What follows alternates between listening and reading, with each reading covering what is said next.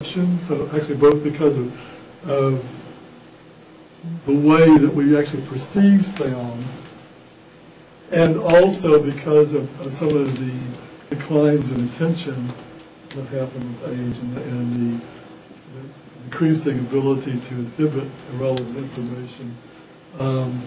Speech perception gets worse with age and declines earlier than pure tone perception in classic views.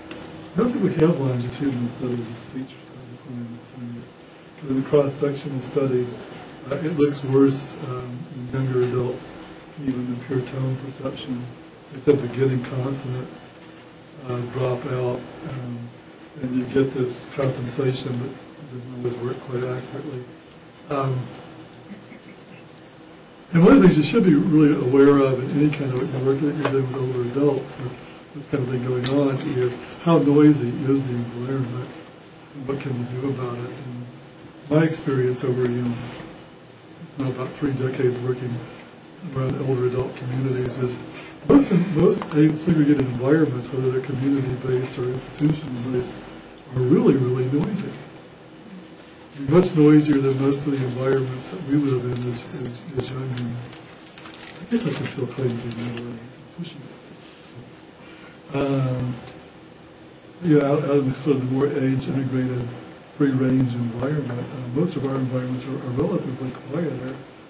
But senior centers, meal sites, nursing homes, all kinds of 24-hour care facilities, daycares, always a lot of stuff going on. Usually almost zero sound deadening of any kind. And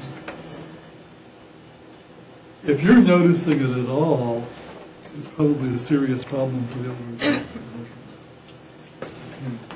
I was wondering, are certain languages better or worse for hearing?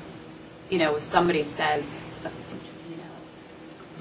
is trying to relate something, and I don't know, it just seems like there's such big variation in language groups.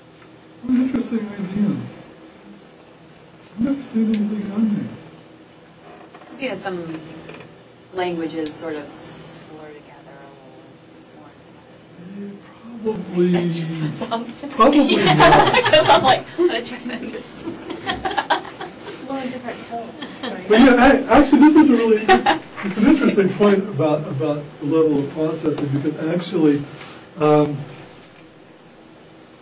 both with the kind of the slurring together that you're talking about is actually more about the higher order cognitive processing thing, as is your perception.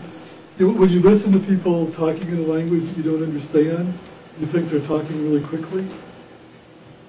The reason you think that is what you actually auditorily perceive is syllables. And when you're listening to a language that you don't understand,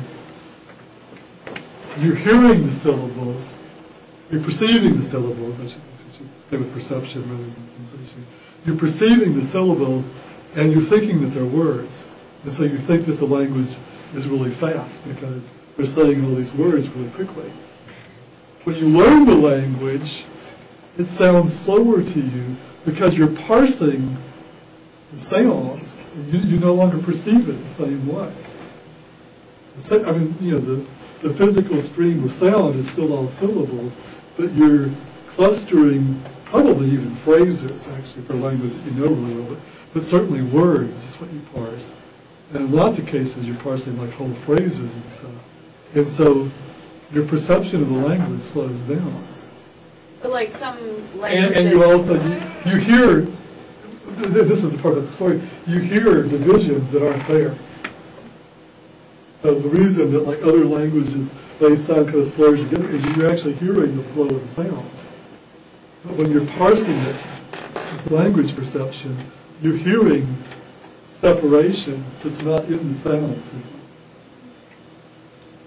But it's also, it's possible. But I mean, some languages, like Vietnamese, there's a lot of intonation in the word. And in Mandarin, and in Scandinavian languages, we have like 2 or 3 times as many vowels as we have. So if you're having trouble with like high or low pitch, I don't know. I'm just thinking that. It should be more of a problem, I guess. Like if you have a language that's totally dependent, and you're losing tones, but in principle that should be harder. I don't know. I don't think I've ever seen research that actually looked at speech perception by language group. It's a really interesting question. You should take it up. That's not what you want to do at all, right? Somebody should take it up. It's a really interesting question. I wonder too if the level that you learn to perceive the language based on the writing system would make any differences, because there are languages that are more, where the writing is more idea-based, at least sort of, and certainly languages where the writing is syllable-based rather than sort of kind of phoneme-based, like English. I mean, it could shape differences. Yeah. Sometimes like the noun and the adjective are switched around, so like French, you say the noun first, so if maybe you might not get as confused because you know what you're talking about before it's described. You've got like German where the verb goes to the end of the sentence. Kind of like along the same line of thinking, is there like a difference in the decline if you speak more than one language fluently? In normal aging? I don't think I've ever seen anything on that for normal aging. Yeah, it's a really good, interesting question. In general, people think that if you're in a dementing process, you tend to lose the second language first, usually. But you can get some variation. With localized brain damage, you could get some variations, probably depending on where brain damage is. But, mostly, if you learn the second language later, you would tend to lose the second language first as you lose language with dementia. Actually, as I say now, I don't know if anybody's ever looked at if you actually learn two languages at the same time as a child, what would happen with dementia.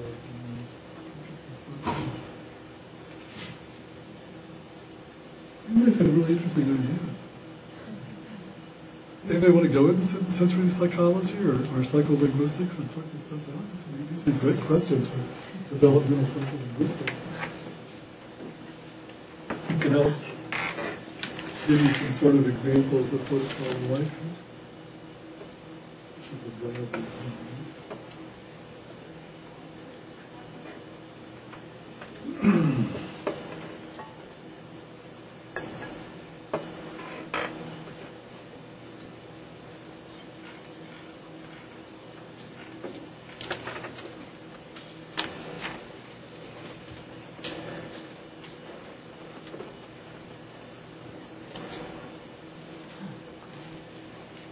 Your normal speech and quiet.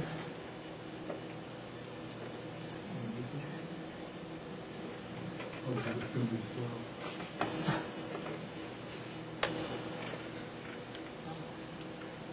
When the sunlight strikes raindrops in the air, they act as a prism and form a rainbow. The rainbow is a division of white light into many beautiful. When the sunlight strikes raindrops in the air, they act as a prism and form a rainbow. The rainbow is a division of white light into many beautiful colors. Okay, this is normal. This is where you guys is it noise-induced hearing loss? When the sunlight strikes raindrops in the air, they act as a prism and form a rainbow. The rainbow is a division of And noise? When the sunlight strikes raindrops in the air, they act as a prism and form a rainbow. The rainbow is a division of white light into many beautiful.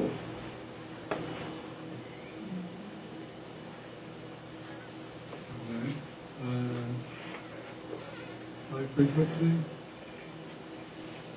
When the sunlight strikes raindrops in the air, they act as a prism and form a rainbow. The rainbow is a division of white light into many beautiful colors. And noise?